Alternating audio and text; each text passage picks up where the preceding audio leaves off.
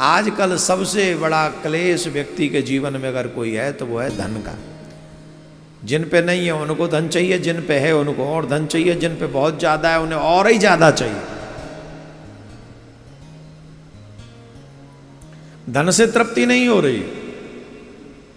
तो श्रावण मास में ये उपाय करने में आपको बहुत बड़ा फल इसका प्राप्त होगा तुरंत लेवल पे।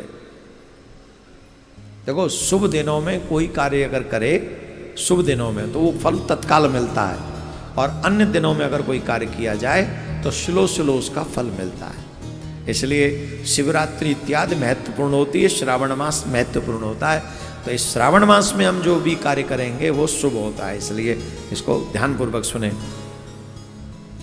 जिनके जीवन में धन का अभाव रहता है और जो जीवन में चाहते हैं कि हमारे जीवन में धन और बढ़े, उन लोगों को चाहिए वो श्रावण मास में हो सके तो हर दिन, नहीं तो प्रत्येक सोमवार के दिन उन्हें हवन करना चाहिए। हवन किस विधि से करें? वो विधि बहुत सरल है, मुश्किल विधि नहीं है। भगवान को बिल्व पत्र बहुत प्रिय है और बिल्व का फल भी बहुत प्रिय है। बेल का फल देखा है आपने? गोल सा मोटा सा होता है। तो ऊपर के छिलके को हटाकर, ऊपर के छिलके को हटाकर शुद्ध वेद लक्षणा देसी गाय का घी लाकर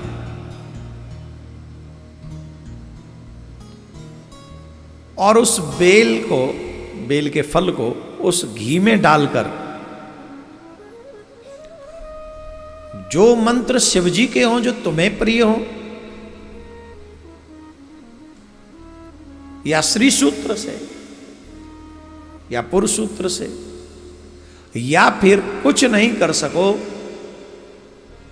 तो जिन्हें अधिकार है ओम का उच्चारण करने का वो ओम नमः शिवाय बोलते हुए, अथवा जो ओम उच्चारण नहीं कर सकते, यज्ञोपवीत नहीं हुआ, वह नमः शिवाय बोलते हुए, शिवाय नमः बोलते हुए हवन करें।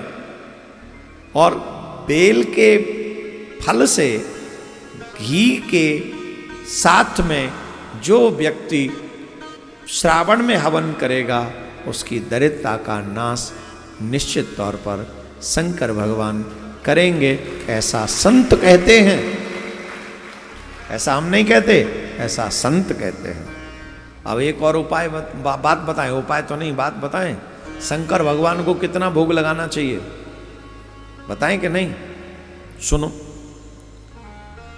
कई प्रकार के शिव जी के छवि होती हैं, शिवलिंग होते हैं। एक स्वयंभू शिवलिंग होते हैं, दूसरे ऋषि मुनियों के पूज्य शिवलिंग होते हैं, कई देवताओं के पूज्य शिवलिंग होते हैं, और कई मनुष्यों के द्वारा बनाए हुए शिवलिंग होते हैं। जो शिवलिंग भगवान द्वारा स्थापित हैं उन्हें 3 सेर से कम कभी भोग नहीं लगाना चाहिए। 3 सेर माने 3 किलो, 3 किलो भोग लगाना चाहिए उन्हें। और जो स्वयंभू शिवलिंग है किसी देवता के द्वारा स्थापित किए हुए शिवलिंग हो या किसी ऋषि मुनि के द्वारा स्थापित शिवलिंग हो, उन शिवलिंगों को 3 सेर माने 3 किलो भोग जरूर लगाना चाहिए। उससे कम नहीं बात बनेगी। और ये जो आते हैं ना वो आधी किलो भोग लगाया है, ये भोग लगाया है, बात नहीं बनेगी। कम से कम 3 किलो भोग लगाओ, और या फिर घर से ही 3 किलो बना के लाओ है। और जो स्वयंभू शिवलिंग है जो स्वतः ही प्रकट हैं, जैसे केदारनाथ हो गए, स्वयं प्रकट हैं वहाँ, ऐसे जो शिवलिंग है जो स्वयंभू हैं उनको कम से कम 5 सेर भोग लगाना चाहिए। 5 सेर से कम उनको भोग नहीं लगाना चाहिए। तो ये कुछ जानकारी थी, बाकी के तो भगवान कोई शेर वेर के तो भूखे है नहीं।